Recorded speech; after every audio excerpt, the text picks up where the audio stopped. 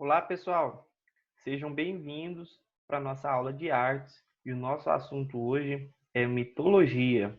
Vamos analisar alguns casos, ver alguns animais mitológicos e como esses heróis antigos acabaram influenciando a criação de heróis contemporâneos que ainda existem nos animes, nos HQs e também na produção cinematográfica, nos games, não é isso? Bem, como vocês podem observar, esses são os deuses gregos, não é?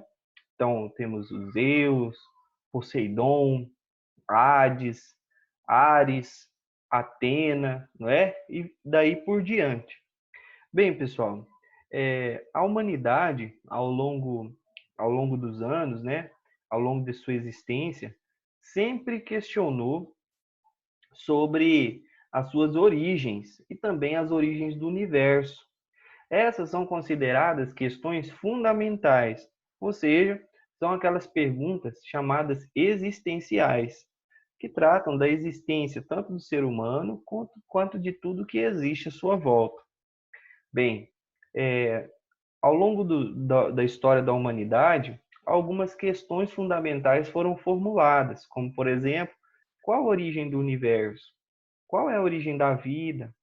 Como surgiu a humanidade? Como surgiu a vida?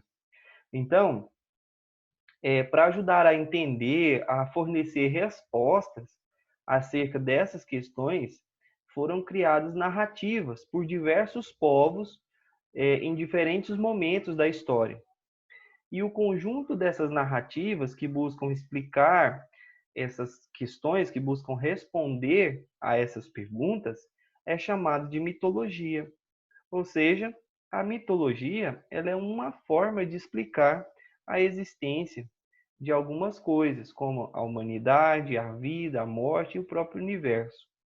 Bem, essas narrativas elas existem há milhares de anos e foram transmitidas em algumas culturas de geração para geração.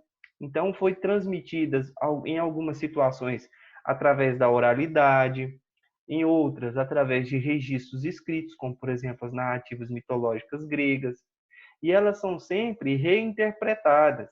Isso significa que elas são inseridas em cada momento histórico e também adquirem elementos novos, formas de explicação, formas de contar e formas de narrar. Beleza? É importante perceber que o modo como os gregos acreditavam nessas narrativas mudou muito ao longo do tempo. E nós, hoje, analisamos as narrativas mitológicas como um sistema de crenças de uma determinada sociedade que está inserida no tempo e no espaço, ok? Bem, os mitos, eles podem ser aí nomeados de acordo com algumas características, alguns temas centrais, como, por exemplo, os mitos de cosmogonia. Os mitos de cosmogonia, cosmo significa universo. Então, os mitos de cosmogonia, eles explicam a criação do universo e tudo que existe. Então, são narrativas mitológicas que têm a função de fornecer algumas respostas sobre como surgiu o universo e as coisas. Já os mitos de teogonia, eles tratam da história e das características dos deuses. Teo significa Deus. Então, nos mitos de cosmogonia, apresentam as características dos deuses e deusas de uma determinada mitologia.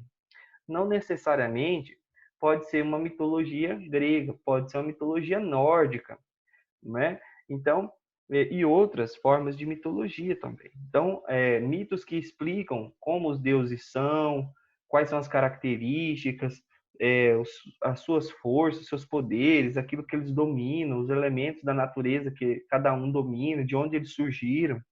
Tudo isso faz parte dos mitos de teogonia, ok? As origens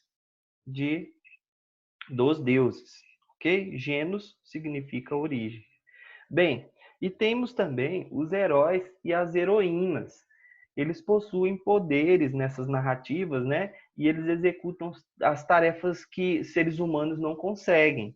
Então, eles podem até ter algumas aparências humanas, mas eles sempre conseguem fazer algo além do que o ser humano é capaz de fazer.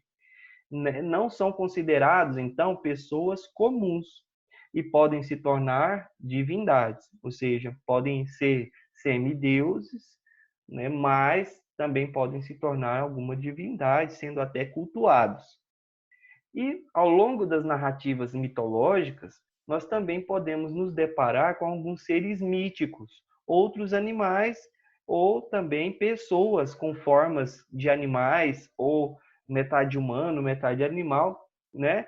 São características de sociedades politeístas em que acreditam em uma antropozoomorfia, né? Acredita em seres que têm características humanas e também de animais. Bem, os seres míticos são os mais variados. Nós vamos ver daqui a pouquinho um exemplo disso. Podem possuir formas humanas e também de animais. E também podem mudar de forma em alguns momentos, né? Podem ser gigantes ou também muito pequenos. Bem, nós temos um exemplo aqui que é o do grifo, né? Alguém pode perguntar, bem, professor, tem também o hipogrifo. Sim, o hipogrifo, ele também é um animal mitológico, mas ele apresenta características de águia, né? Asas de águia, as patas dianteiras também são de águia, a cabeça de águia, mas o corpo de égua. Então é a mistura de uma égua com uma águia. Esse é o hipogrifo.